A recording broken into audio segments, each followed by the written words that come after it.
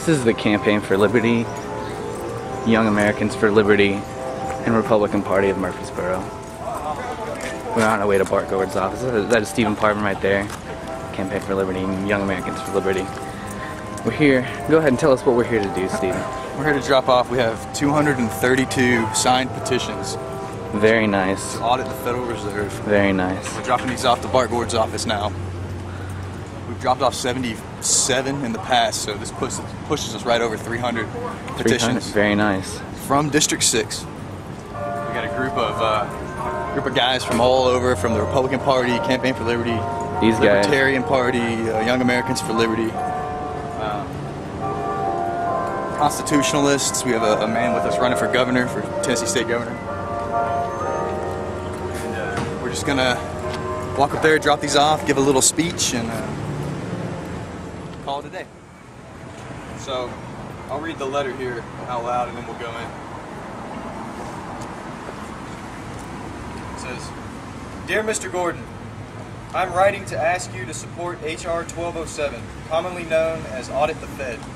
This bill will soon come to a vote in the House of Representatives. Since its introduction in February 2009, it now has gained 282 co-sponsors in the House of Representatives, including several of your fellow Tennessean congressmen and women. The purpose of this bill is to eliminate the current restrictions placed on the audits of the Federal Reserve System as performed by the Government Accountability Office. These restrictions can be found in 31 U.S.C. 714 of the U.S. Code. I have included copies of this section for your reference, along with copies of the bill. These restrictions prevent Congress and the American citizens from truly understanding the current monetary policies of our country. It is a right of the citizen to know not only how their money is being spent, but also protect it. It is the duty of the politician to protect and represent the citizen. Therefore, it is easy to see why over 70,000 petitions have so far been collected nationwide in support of H.R. 1207. Not only does the Federal Reserve operate without proper accountability, but it has utterly failed in its stated mission to, quote, provide the nation with a safe, flexible, and stable monetary and financial system, end quote. This clearly is not what has happened. The purchasing power of the U.S. dollar has fallen over 95% since the Fed was created in 1913. If a man in his 30s decides to start saving today for retirement, he will have to save $3 today in order to have $1 30 years from now. It is currently more advantageous to spend money now while you have it, rather than save it, as it constantly depreciates in value. This is not the sign of a stable monetary system. This is the foreshadowing of hyperinflation and a complete monetary breakdown. The list of failures goes on and on.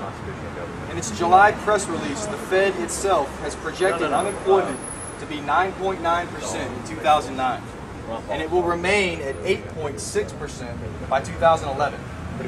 That amounts to currently 30.4 million people unemployed, without jobs, and by 2011, there will still be 26.4 million unemployed.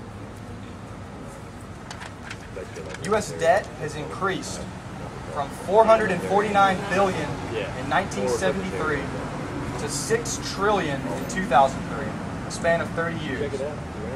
From that date till today, 6 years later, the U.S. debt has nearly doubled, currently at $11.7 trillion. We cannot continue to let this central bank destroy our nation's wealth.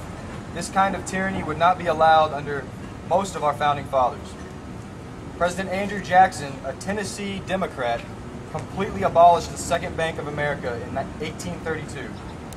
Despite his faults, he understood the dangers of central banking. He is quoted to have said to Martin Van Buren, "The bank is trying to kill me, but I will kill it."